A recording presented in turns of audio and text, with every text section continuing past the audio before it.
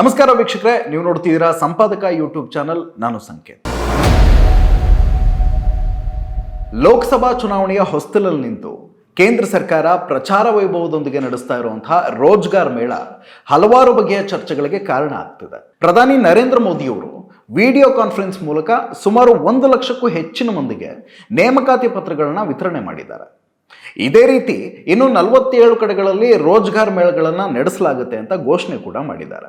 ಇದು ಒಳ್ಳೆ ಬೆಳವಣಿಗೆನೇ ಅಲ್ವಾ ಅಂತ ಕೇಳೋದಾದ್ರೆ ಖಂಡಿತ ಹೌದು. ಆದರೆ ನರೇಂದ್ರ ಮೋದಿಯವರು 2014ರಲ್ಲಿ ಅಧಿಕಾರಕ್ಕೆ ಬರೋ ಮೊದಲು ವರ್ಷಕ್ಕೆ 2 ಕೋಟಿ ಉದ್ಯೋಗಗಳನ್ನು ಸೃಷ್ಟಿಸ್ತೀವಿ ಅಂತ ಭರವಸೆ ನೀಡಿದ್ದನ್ನ ಇದೇ ಸಂದರ್ಭದಲ್ಲಿ ನೆನಪು ಮಾಡಿಕೊಂಡ್ರೆ ತಪ್ಪಾಗುತ್ತಾ? ಆ ಲೆಕ್ಕದಲ್ಲಿ ನೋಡೋದಾದ್ರೆ ಕಳೆದ 10 ವರ್ಷಗಳಲ್ಲಿ 20 ಕೋಟಿ ನೇಮಕಾತಿ ಪತ್ರಗಳನ್ನು ಪ್ರಧಾನಿ ಮೋದಿಯವರು ವಿತರಿಸಬೇಕಾಗಿತ್ತಲ್ವಾ? ಏನಿದು ಕೋಟಿ ಲೆಕ್ಕದಲ್ಲಿ ಮಾತನಾಡ್ತಾ ಇದ್ದಂತಹ ನಮ್ಮ ಪ್ರಧಾನಿ ನರೇಂದ್ರ ಮೋದಿಯವರು ಈಗ ಲಕ್ಷದ ಬಗ್ಗೆ ಮಾತನಾಡ್ತಾ ಇರೋದನ್ನು ಕಂಡ್ರೆ ಇದೆಲ್ಲ ಏನನ್ನು ಸೂಚಿಸುತ್ತೆ? ಇದಕ್ಕೆ ಉತ್ತರವನ್ನ ಮೋದಿಯವರ ಸಚಿವ ಸಂಪುಟದ ಸಹೋದ್ಯೋಗಿ ಆಗಿರುವಂತಹ ಜಿತೇಂದ್ರ ಸಿಂಗ್ ಅವರ 2022ರ ಜುಲೈ ಅಧಿವೇಶನದಲ್ಲಿ ನೀಡಿದ್ದಾರೆ. 2014-15 ಮತ್ತೆ 2021-22ರ ಅವಧಿಯ ನಡುವೆ ಕೇವಲ 7 ಲಕ್ಷ ಹೊಸ ಉದ್ಯೋಗಗಳು ಮಾತ್ರ ಸೃಷ್ಟಿಯಾಗಿತ್ತು ಅಂತ ಸಚಿವ ಜಿತೇಂದರ್ ಸಿಂಗ್ ಸಂಸತ್ನಲ್ಲಿ ಲಿಖಿತ ಉತ್ತರವನ್ನ ನೀಡಿದ್ರು.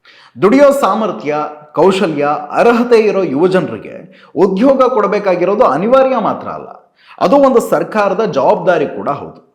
ಒಂದು ಮಾತಿದೆ, ಯಾವ ಊರಲ್ಲಿ ಹೆಚ್ಚು ಆಸ್ಪತ್ರೆಗಳಿರ್ತಾವೋ ಆ ಊರು ಹೆಚ್ಚು ಅನಾರೋಗ್ಯ ಪೀಡಿತವಾಗಿರುತ್ತೆ ಅಂತ.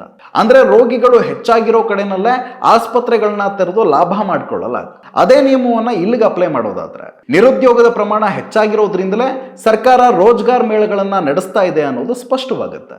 ನಮ್ಮ ದೇಶದಲ್ಲಿ ನಿರುದ್ಯೋಗದ ಪ್ರಮಾಣ ಹಿಂದೆಂದಿಗಿಂತಲೂ ಹೆಚ್ಚಾಗಿರೋದನ್ನ ರಾಷ್ಟ್ರೀಯ ಸಮೀಕ್ಷೆಗಳು ಮಾತ್ರ ಅಲ್ಲ, ಅಂತಾರಾಷ್ಟ್ರೀಯ ವರದಿಗಳು ಕೂಡ ಸಾರಿ ಹೇಳಿದಾವೆ. 2017-18ರ NSSO ವರದಿಯ ಪ್ರಕಾರ ಕಳೆದ 45 ವರ್ಷಗಳಲ್ಲೇ ದೇಶದ ನಿರುದ್ಯೋಗ ಪ್ರಮಾಣ ಅತಿ ಗರಿಷ್ಠ ಮಟ್ಟಕ್ಕೆ ಅಂದ್ರೆ 6.1%ಗೆ ತಲುಪಿದೆ. 2011-12ರಲ್ಲಿ ಈ ಪ್ರಮಾಣ 2.2ರಷ್ಟು ಇದ್ದಿದ್ದನ್ನ ನಾವಿಲ್ಲಿ ಸ್ಮರಿಸ್ಕೊಳ್ಬಹುದು. ನೆನಪಿರಲಿ, ಕೋವಿಡ್ ಕಾಲದಲ್ಲಿ ನಿರುದ್ಯೋಗದ ಪ್ರಮಾಣ ಜಗತ್ತಿನಾದ್ಯಂತ ಹೆಚ್ಚಾಗಿದ್ದು ನಿಜ. ಆದ್ರೆ ನಮ್ಮಲ್ಲಿ ಇದು 2014-15ರಿಂದಲೇ ಪ್ರಾರಂಭ ಆಗಿತ್ತು. 2016ರಲ್ಲಿ ನಡೆದ ನೋಟ್ ಬ್ಯಾನ್ನಿಂದಾಗಿ ಕೈಗಾರಿಕೆಗಳೆಲ್ಲ ಮುಚ್ಚಿ ಹೋಗಿ ನಿರುದ್ಯೋಗ ಪ್ರಮಾಣ ಮಿತಿ ಮೀರತೊಡಗಿದ್ದನ್ನ ಹಲವಾರು ಆರ್ಥಿಕ ತಜ್ಞರ ವಿವರಿಸಿ ಹೇಳಿದ್ದಾರೆ. ಈ ಕಾರಣಕ್ಕಾಗಿಯೇ 2017-18ರ NSSO ಸರ್ವೆಯನ್ನ ಬಿಡುಗಡೆ ಮಾಡೋಕೆ ಕೇಂದ್ರ ಸರ್ಕಾರ ವಿಳಂಬ ಮಾಡಿತ್ತಾ ಅನ್ನೋ ಪ್ರಶ್ನೆ ಕೂಡ ಇಲ್ಲಿ ಕಾಡುತ್ತೆ. 2019ರಲ್ಲಿ ದೇಶ ಸಾರ್ವತ್ರಿಕ ಚುನಾವಣೆಯನ್ನ ಎದುರಿಸಿತು. ವರ್ಷಕ್ಕೆ 2 ಕೋಟಿ ಉದ್ಯೋಗಗಳನ್ನ ಸೃಷ್ಟಿ ಮಾಡುವಂತಹ ಭರವಸೆ ನೀಡಿದ್ದ ಮೋದಿ ಅವರ ಆಡಳಿತದಲ್ಲಿ ನಿರುದ್ಯೋಗ ಪ್ರಮಾಣ ಹೆಚ್ಚಾಗಿದ್ದು ಬೆಳಕಿಗೆ ಬಂದ್ರೆ ಚುನಾವಣೆಯಲ್ಲಿ ಹಿನ್ನಡೆಯಾಗಬಹುದು ಅಂತ ಹೇಳಿ ಆ ವರದಿಯನ್ನೇ ತಡೆ ಹಿಡಿಯಲಾಗಿತ್ತು ಅಂತ ವಿರೋಧ ಪಕ್ಷಗಳು ಆರೋಪಿಸ್ತಾ ಇದ್ದಾವೆ. ಆದ್ರೆ ಒಂದಂತೂ ಸತ್ಯ, ಚುನಾವಣೆ ಮುಗಿದು ಫಲಿತಾಂಶ ಬಂದ ನಂತರವೇ ಆ ವರದಿಯನ್ನ ಸರ್ಕಾರ ಬಹಿರಂಗಗೊಳಿಸಿ. ಇದನ್ನೆಲ್ಲ ನೋಡಿದಾಗ ಕಳೆದೊಂದು ದಶಕದಿಂದ ದೇಶದಲ್ಲಿ ನಿರುದ್ಯೋಗ ಸಮಸ್ಯೆ ನಿರಂತರವಾಗಿ ಹೆಚ್ಚಾಗ್ತಾನೆ ಬರ್ತಾ ಇರೋದು ನಮಗೆ ಅರ್ಥವಾಗುತ್ತೆ. ಅದೇ ಸಮಯದಲ್ಲಿ ಅಪೇಕ್ಷಿತ ಪ್ರಮಾಣದಲ್ಲಿ ಉದ್ಯೋಗ ಸೃಷ್ಟಿ ಮಾಡೋಕ್ಕಾಗದೆ ಜನತೆಯ ದಾರಿ ತಪ್ಪಿಸೋ ಕೆಲಸವನ್ನ ಕೇಂದ್ರ ಸರ್ಕಾರ ಮಾಡತೊಡಗಿರೋದನ್ನ ಕೂಡ ನಾವು ಗಮನಿಸಬಹುದು. ಈ ಸಮಸ್ಯೆಯ ಆಳಕ್ಕಿಳಿಯೋ ಮೊದಲು ನಮಗೆ ಉದ್ಯೋಗ ಅಂದ್ರೇನು ಅನ್ನೋ ಪ್ರಶ್ನೆಗೆ ಕ್ಲಾರಿಟಿ ಸಿಗಬೇಕಾಗತ್ತೆ. ಯಾಕಂದ್ರೆ ಕೆಲವು ವರ್ಷಗಳ ಹಿಂದೆ ನಮ್ಮ ಪ್ರಧಾನಿಯವರಾದ ಮೋದಿಯವರು ಖಾಸಗಿ ವಾಹಿನಿಯೊಂದಕ್ಕೆ ಸಂದರ್ಶನ ನೀಡ್ತಾ ಪಕೋಡ ಮಾರಾಟ ಮಾಡೋದು ಕೂಡ ಒಂದು ಉದ್ಯೋಗ ಅನ್ನೋ ಅರ್ಥದಲ್ಲಿ ಮಾತಾಡಿದ್ರು. ಹೌದಲ್ವಾ? ಪಕೋಡ ಮಾರೋದು, ಶೂ ಪಾಲಿಶ್ ಮಾಡೋದು ಇದೆಲ್ಲಾನು ದುಡಿಮೆನೇ ಅಲ್ವಾ? ಹೀಗೆ ಪ್ರತಿಯೊಬ್ಬರು ಒಂದೊಂದು ದುಡಿಮೆ ಮಾಡ್ತಾ ಇರಬೇಕಾದ್ರೆ ನಿರುದ್ಯೋಗ ಎಲ್ಲಿಂದ ಬರುತ್ತೆ ಅನ್ನೋ ಪ್ರಶ್ನೆ ಸಹಜವಾಗಿ ಕಾಡ್ಬೋದು. ಆದ್ರೆ ನಾವು ಉದ್ಯೋಗಕ್ಕೂ ದುಡಿಮೆಗೂ ಇರೋ ವ್ಯತ್ಯಾಸವನ್ನ ಅರ್ಥ ಮಾಡ್ಕೋಬೇಕಾಗುತ್ತೆ. ಇವೆರಡು ವ್ಯಕ್ತಿಗೆ ಆರ್ಥಿಕ ಆಸರೆಯನ್ನು ಒದಗಿಸುವಂತಹ ಮೂಲಗಳೇ ಆದರೂ ಒಂದು ಸರ್ಕಾರ ವ್ಯಕ್ತಿಯ ದುಡಿಮೆಯನ್ನ ತನ್ನ ಕ್ಲೇಮ್ ಆಗಿ ಬಳಸ್ಕೊಳ್ಳೋಕೆ ಸಾಧ್ಯ ಆಗಲ್ಲ. ಆದ್ರೆ ಆ ವ್ಯಕ್ತಿಯ ಉದ್ಯೋಗವನ್ನ ತನ್ನ ಸಾಧನೆಯಾಗಿ ಕ್ಲೈಮ್ ಮಾಡ್ಕೋಬಹುದು. ಹಾಗಾದ್ರೆ ಉದ್ಯೋಗ ಅಂದ್ರೇನು? ಇಂಟರ್ನ್ಯಾಷನಲ್ ಬಿಸ್ನೆಸ್ ಪ್ಲಾಟ್ಫಾರ್ಮ್ಗಳು ಒಂದು ದುಡಿಮೆನ ಉದ್ಯೋಗ ಅಂತ ಪರಿಗಣಿಸೋಕೆ 8 ಮಾನದಂಡಗಳನ್ನ ಅನುಸರಿಸ್ತವೆ. ಮೊದಲನೆಯದು, ಅದು ವ್ಯಕ್ತಿಗೆ ದುಡಿಮೆಯ ಭದ್ರತೆಯನ್ನು ಒದಗಿಸಬೇಕು. ನಿಗದಿತ ಮತ್ತು ನಿಯಮಿತ ಸಂಬಳ ಭತ್ಯೆಗಳು ಸಿಗಬೇಕು. ದುಡಿಯೋ ಜಾಗದಲ್ಲಿ ಸುರಕ್ಷತೆ ಇರಬೇಕು. ವೈಯಕ್ತಿಕ ಪ್ರಗತಿಗೆ ಅಂದ್ರೆ ಪ್ರಮೋಷನ್ ತರಹದ ಅವಕಾಶಗಳಿರಬೇಕು. ವೃತ್ತಿ ಮತ್ತೆ ವೈಯಕ್ತಿಕ ಜೀವನದ ನಡುವೆ ಸಮತೋಲನ ಇರಬೇಕು. ವೃತ್ತಿ ಸಂತೃಪ್ತಿ ಇರಬೇಕು. ಉದ್ಯೋಗಿಯ ಹಕ್ಕುಗಳಿಗೆ ಮನ್ನಣೆ ಇರಬೇಕು. ಕೌಶಲ್ಯ ವೃದ್ಧಿಗೆ ಅವಕಾಶ ಇರಬೇಕು. ಇಂಥವುಗಳನ್ನ ಮಾತ್ರ ಉದ್ಯೋಗ ಅಂತ ಪರಿಗಣಿಸಲಾಗುತ್ತೆ. ಇಂತಹ ಉದ್ಯೋಗಗಳನ್ನ ಸೃಷ್ಟಿ ಮಾಡಿದಾಗ ಮಾತ್ರ ಅದು ಸರ್ಕಾರದ ಕಡೆಯಿಂದಾದ ಉದ್ಯೋಗ ಸೃಷ್ಟಿ ಅಂತ ಹೇಳ್ಬಹುದು. ಯಾಕಂದ್ರೆ ಇಂತಹ ಸುಭದ್ರ ಮತ್ತು ಸುಸ್ಥಿರ ಉದ್ಯೋಗಗಳಿದ್ದಾಗ ಮಾತ್ರ ಅವು ದೇಶದ ಆರ್ಥಿಕತೆಗೆ ಮತ್ತು GDPಗೆ ತನ್ನ ಗರಿಷ್ಠ ಪಾಲುದಾರಿಕೆಯನ್ನು ನೀಡೋಕೆ ಸಾಧ್ಯ ಆಗುತ್ತೆ. ಆಗ ದೇಶದ ಆರ್ಥಿಕತೆಯು ಚೇತರಿಸಿಕೊಳ್ಳುತ್ತೆ, ದೇಶ ಪ್ರಗತಿಯನ್ನು ಕಾಣುತ್ತೆ.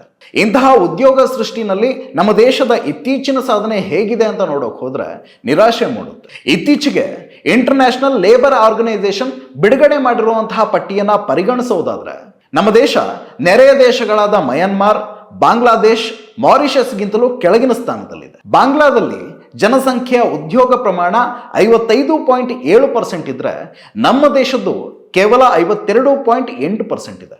ಇದಾದರೂ ಬೆಟರು. ವರ್ಲ್ಡ್ ಬ್ಯಾಂಕ್ 2022ರಲ್ಲಿ ಪ್ರಕಟಿಸಿದ್ದ ಪಟ್ಟಿಯನ್ನ ನೋಡಿದ್ರೆ ನೀವು ಇನ್ನೂ ಶಾಕ್ ಆಗ್ತೀರಾ.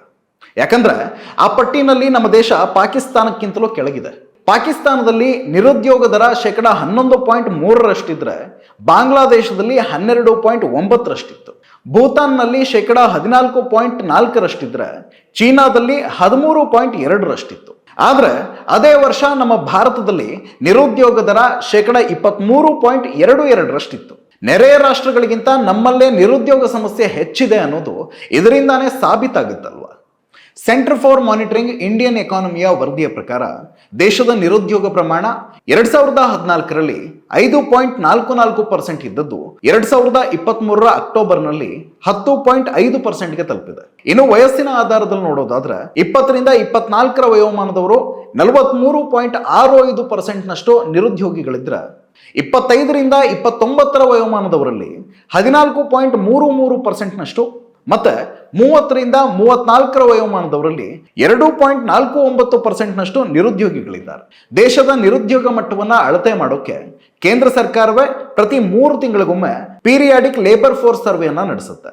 ಅದೇ ಸರ್ವೆಯ 2019ರಿಂದ 2022ರವರೆಗಿನ ಅಂಕಿಅಂಶಗಳನ್ನ ನೋಡಿದಾಗ ದೇಶದಲ್ಲಿ ನಿರುದ್ಯೋಗ ಪ್ರಮಾಣ 22.9%ಗೆ ಏರಿಕೆಯಾಗಿರೋದು ಕಂಡು ಬರುತ್ತೆ. ಇನ್ನು ಹೊಸ ಉದ್ಯೋಗಗಳ ಸೃಷ್ಟಿಯ ವೇಗ ಹೇಗಿದೆ ಅಂತ ನೋಡೋದಾದ್ರೆ ಅಂದ್ರೆ UPA ಅವಧಿನಲ್ಲಿ ಪ್ರತಿ ವರ್ಷ 75 ಲಕ್ಷ ಉದ್ಯೋಗಗಳು ಸೃಷ್ಟಿಯಾಗ್ತಿದ್ವು. ಆದ್ರೆ ಈ ಪ್ರಮಾಣ 2013ರ ನಂತರದಲ್ಲಿ 29 ಲಕ್ಷಕ್ಕೆ ಇಳಿಕೆಯಾಗಿದೆ.